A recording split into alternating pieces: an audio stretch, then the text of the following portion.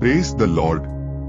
मेरे प्रियो, कैसे हो? मैं उम्मीद करता हूँ कि परमेश्वर ने आप सबको भला चंगा रखा होगा। आज मैं आपको इब्रानी बाइबल के अनसुनी रहस्यमय बातों को बताऊंगा जो आपको किसी ने भी नहीं बताया होगा। इसीलिए वीडियो को अभी एक लाइक कर दो और चैनल में पहली बार विजिट किए हो तो चैनल को सब्सक्राइब करके बेल आइकन को जरूर प्रेस कर लेना। मेरे प्रियो, बाइबल को अलग अलग भविष्य वक्ताओं के द्वारा परमेश्वर की अगुवाई में इब्रानी भाषा में लिखा गया। इब्रानी बाइबल को तनक कहा जाता है। यह यहूदी धर्म का पवित्र ग्रंथ है। यह कई अनसुलझी रहस्यमय और गूढ़ बातों से भरी हुई है जो विद्वानों और शोधकर्ताओं के लिए एक जिज्ञासा का विषय बनी हुई है। कुछ प्रमुख रहस्यमय बातें जो इब्रानी भाषा में लिखी बाइबल में पाई जाती हैं। नंबर 1, उत्पत्ति का पहले अध्याय।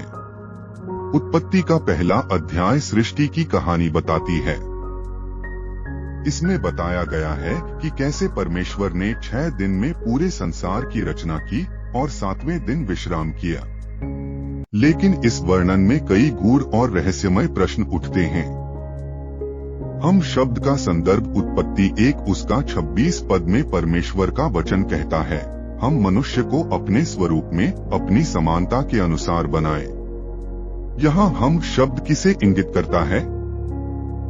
यह बहुवचन रूप इब्रानी भाषा में एलोहिम के लिए प्रयुक्त होता है, जो बहुवचन है, लेकिन यह अकेले परमेश्वर को संदर्भित करता है। कई विद्वानों का मानना है कि यह बहुवचन देवदूतों या त्रिएक परमेश्वर अर्थात पिता, पुत्र और पवित्र आत्मा का संकेत हो सकता है। नंबर 2, शैतान का प्राचीन रूप। उत्पत्ति 3 में शैतान को एक सांप के रूप में दिखाया गया है जो हव्वा को वर्जित फल खाने के लिए प्रलोभित करता है। लेकिन शैतान की वास्तविक पहचान और उसकी उत्पत्ति के बारे में इब्रानी बाइबल में बहुत कम जानकारी दी गई है, जिससे यह एक रहस्यपूर्ण विषय बना हुआ है। नंबर 3, नीफिलीम और विशालकाय प्राणी।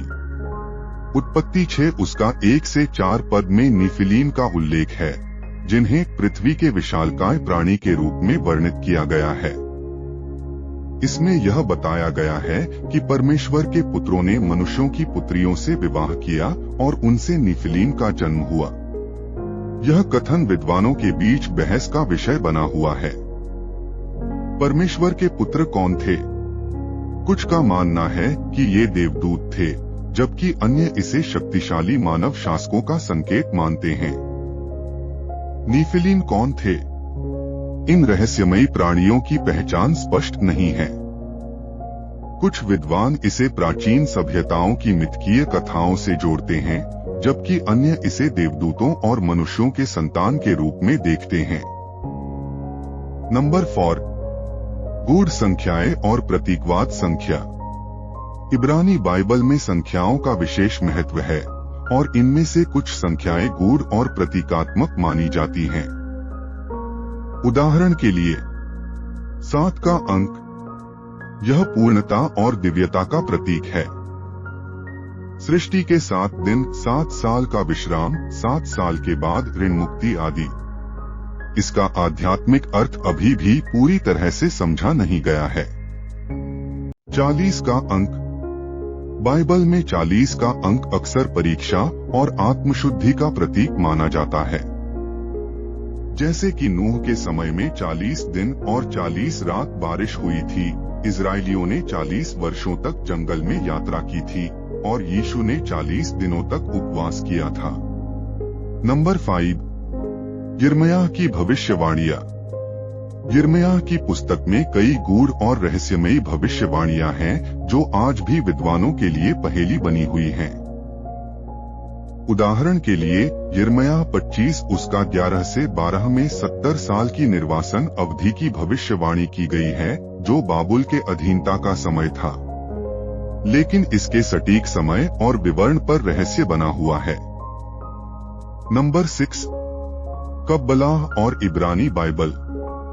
कब्बलाह यहूदी रहस्यवाद की एक शाखा है जिसमें इब्रानी बाइबल के छिपे हुए अर्थों और गूढ़ रहस्यों की खोज की जाती है। कब्बलाह के अनुसार इब्रानी बाइबल के प्रत्येक अक्षर और संख्या में एक गहरा अर्थ छिपा हुआ है। कब्बलाह का सेफर यत्जिरा अर्थात संसार का रचना की पुस्तक, जो इब्रानी वर्णमाला और ब्रह्मांड की रचना के रहस्यों को जोड़ता है। मेरे प्रियो, इब्रानी अक्षरों का गूढ़ अर्थ इब्रानी बाइबल में हर अक्षर का एक अंक और प्रतीकात्मक महत्व होता है। उदाहरण के लिए यहोवा YHWH का नाम कब्बलाह में सृष्टि के रहस्य से जोड़ा जाता है।